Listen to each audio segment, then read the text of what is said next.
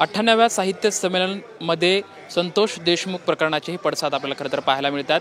मराठवाडा साहित्य परिषदेने संमेलनामध्ये काही ठराव मांडले होते, मात्र हे ठराव खरं तर नाकारण्यात आलेले आहेत। नक्की काय ठराव होते, काय ठराव मांडले होते हे आपण जाणून घेऊयात। मराठवाडा साहित्य परिषदेचे पदाधिकारी असलेले रामचंद्र काळुंखे आपल्यासोबत आहेत, आपण त्यांच्यासोबत चर्चा करूयात।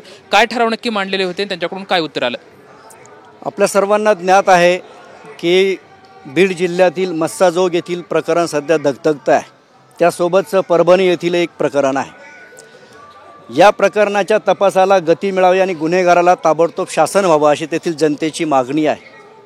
आणि त्यामुळे मराठवाडा सध्या अस्वस्थ आहे, भयभीत आहे, संतप्त आहे।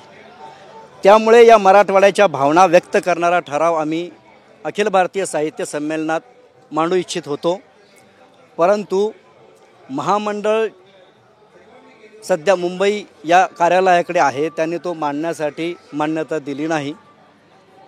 कदाचित तो संपादित करून कमी केला जाईल आणि त्यामुळे ज्या भावनेनं तो व्यक्त केलेला आहे, मांडलेला आहे, ती भावनाच त्याच्या शिल्लक राहणार नाही असं आम्हाला वाटतं। म्हणून आम्ही तो ठराव नाकारला आहे असं समजतो। त्यामुळे तुमच्याशी बोलण्याची वेळ आलेली आहे। खरं तर ठरावात नक्की तुम्ही काय मागणी केली संतोष देशमुख प्रकरणाच्या संदर्भात?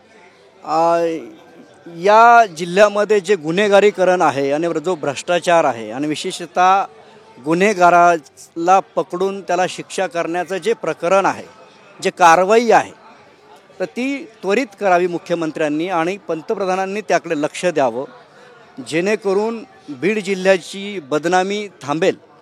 त्याला जातीय स्वरूप देण्याची काही गरज नाही, पण तातडीनं पावलं उचलण्याची गरज आहे अशी भावना आम्ही त्या ठरावामध्ये व्यक्त केलेली आहे। आणि मुख्यमंत्र्यांनी काहीतरी ठोस पावलं उचलावी, पक्षीय राजकारण याच्यात न आणता जो कोणी दोषी असेल त्याला शासन करावं, जो कोणी असेल त्याचा राजीनामा घ्यायची वेळ आली तरी तो घ्यावा।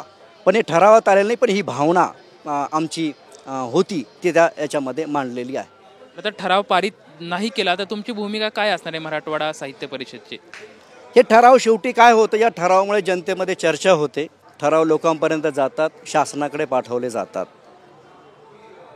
पण जर ते मंजूर झाले नाही तर जनतेला कळावं की कोणत्या विषयावर संमेलनामध्ये चर्चा होतीये, काय संवेदना आमच्या या प्रकरणा संदर्भात आहे, ती भावना व्यक्त व्हावी।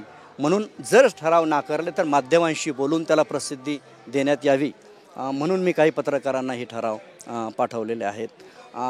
कारण आमचा स्वर शेवटी मराठवाडा साहित्य परिषद हे मराठवाड्याचं प्रतिनिधित्व करते। केवळ साहित्य घेऊन चालणार नाही, तर साहित्य आणि समाज, साहित्य आणि राजकारण यांचे संबंध हे जवळचेच असतात। साहित्य हे समाजातूनच निर्माण होतं आणि सामाजिक प्रश्नांना हात घालूनच त्याची निर्मिती होते अशी आमची भावना आहे। आणि मराठवाडा साहित्य परिषद ही सतत जनतेच्या प्रश्नाशी बांधलेली आहे आणि ती भूमिका सतत बजावत आलेली आहे। एकंदरीत बघितलं तर साहित्य संमेलनामध्ये कुठेतरी वेळेचा विस्कळीतपणा पण आपल्याला जाणवतोय। आज कवी निमंत्रितांचं कवी संमेलन होतं, याच्यासुद्धा इंद्रजित भालेरावांनी व्यासपीठ सोडलं। तुम्ही सध्या या ठिकाणी उपस्थित आहात, सर्व नियोजनाकडे कसं बघताय? नाही, संमेलनाबद्दल मी फार असमाधानी असा नाही आहे। तिथे काय झालं मला काही माहीत नाही, परंतु एवढ्या मोठ्या कार्यक्रमामध्ये पत्रिका इकडे तिकडे थोडी होती। काल उद्घाटन समारंभ लांबल्यामुळे, कालचं कवी संमेलन आज आल्यामुळे काही कार्यक्रम इकडे तिकडे सरकलेले आहेत। परंतु या ठिकाणी मी त्याबद्दल नाराजी किंवा असमाधान प्रगट करावं अशी परिस्थिती नाही आहे।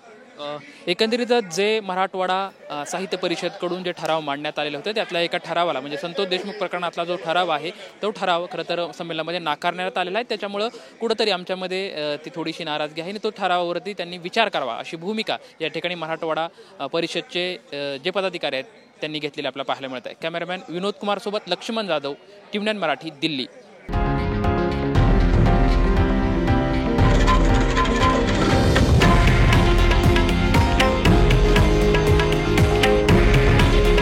हे आहे देशातील नंबर 1 न्यूज नेटवर्क आणि आपण पाहत आहात टीव्ही 9 मराठी। काळजी तुमची, हित महाराष्ट्राचं।